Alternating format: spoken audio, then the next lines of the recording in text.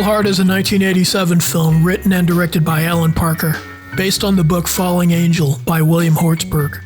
Mickey Rourke stars as Harold Angel, a detective in search of a missing person. His client is a mysterious man who seems to know him, although Harry doesn't recall ever meeting him before. It's funny, I have a feeling I've met you before. I don't know. I don't think so. Lost Highway is a 1997 film directed and co-written by David Lynch. Bill Pullman plays Fred Madison, a jazz musician who meets a mysterious man who seems to know him, although Fred doesn't recall ever meeting him before. We've met before, haven't we? I don't think so.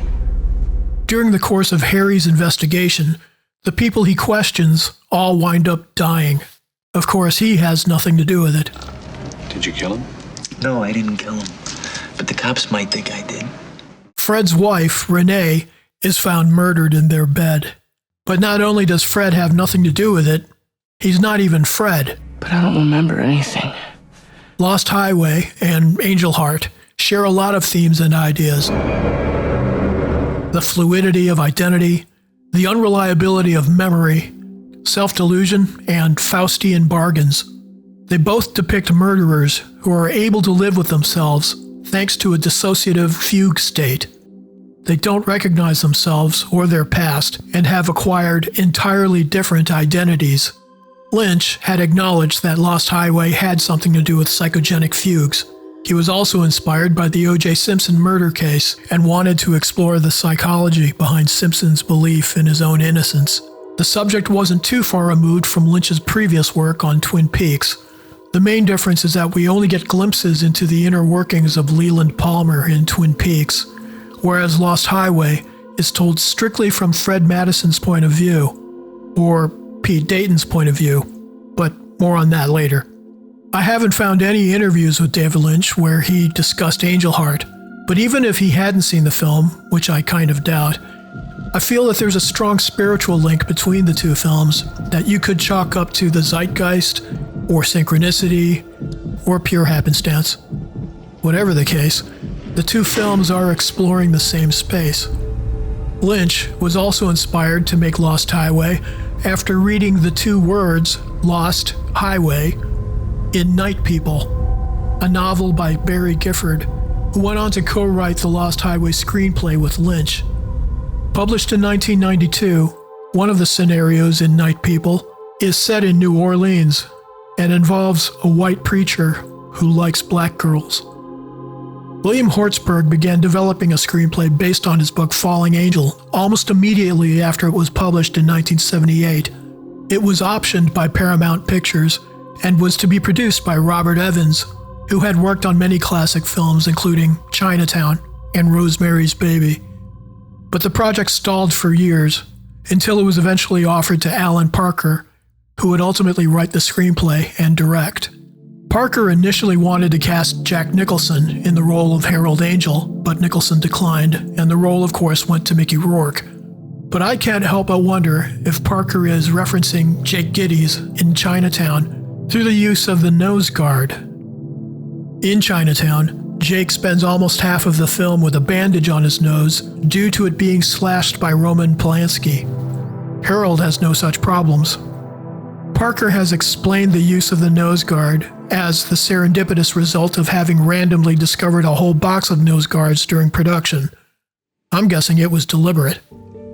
Another detail that Angel Heart shares with Chinatown has to do with the sketchy father-daughter relations, which in both cases leads to the daughter's death. She's my daughter.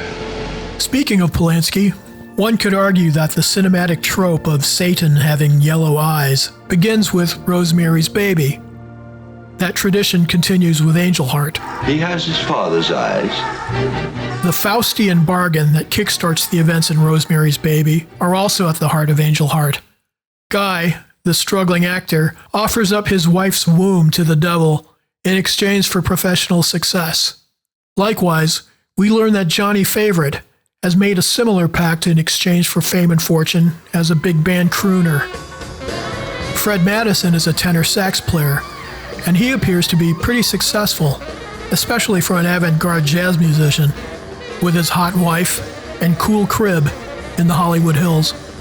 Although we don't ever actually see him making the Faustian bargain. Could just such a pact be implied by this exchange with the mystery man at the party? How'd you get inside my house? You invited me. It is not my custom to go where I'm not wanted. Harold Angel doesn't remember the deal that he struck with Louis Cypher, aka Lucifer. But then he wasn't Harold Angel back when it happened. He was big band crooner Johnny Favorite, who sold his soul for fame and fortune. He subsequently tried to circumvent the deal by stealing the life of a young soldier named Harold Angel through a bloody demonic ritual. He was then sent to fight in North Africa, where he was severely injured, returned home shell-shocked, and required reconstructive surgery on his face. Acute amnesia erased nearly all memory of his past as Johnny Favorite. Although he is continually haunted by the melody of one of his old records. You play the piano? No, not exactly. He is, for all intents and purposes, Harold Angel, bad boy detective, sex machine to all the chicks. In Lost Highway, bad boy auto mechanic Peter Dayton, sex machine to all the chicks, also has a strong reaction to a piece of music. It's his own music, back from when he was Fred Madison, sax-playing wife killer. What'd you change it for?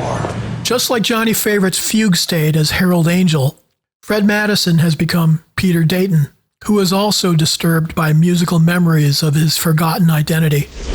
Fred's dissociative break seems to occur after his arrest and conviction for the murder of Renee. He actually turns into Peter Dayton while sitting in a prison cell. In both films, the protagonist's dissociative fugue functions as a way for him to deny himself any responsibility for his crimes. Harold is completely unaware of the murders that Johnny apparently commits. Fred has no recollection of killing Renee, and possibly Dick Laurent. If we are to take that section of the film at face value. Lost Highway depicts the fugue state from the inside, so it's a tricky task trying to discern reality from delusion. How do you spell that? Watching Angel Heart for the first time, I didn't catch the obvious Louis Cypher Lucifer connection, partly because I was hyper-focused on the word cipher, which, when spelt C-I-P-H-E-R, can mean either a non-entity or a code.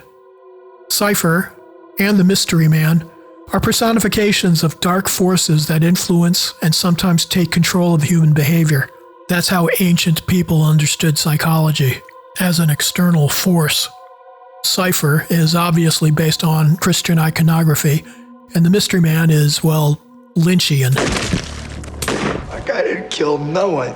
I'm afraid you did, Johnny. My name's not Johnny. What the fuck is your name? All killed by your own hand, guided by me naturally. It's probably coincidental, but I find it amusing that Louis Cypher, who eats souls like he eats eggs, is played by Bobby De Niro, while the evil entity in Twin Peaks, also named Bob, travels to the material world in an interdimensional egg. The Mystery Man is played by another Bob, Robert Blake, acquitted in 2005 for the murder of his wife, but then successfully sued by her children for her wrongful death. Lost Highway and Angel Heart make for a great double feature. Angel Heart's expository excesses are balanced out by Lost Highway's ambiguity.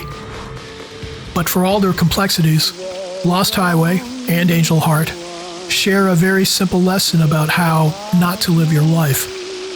It's a lesson that never goes out of style.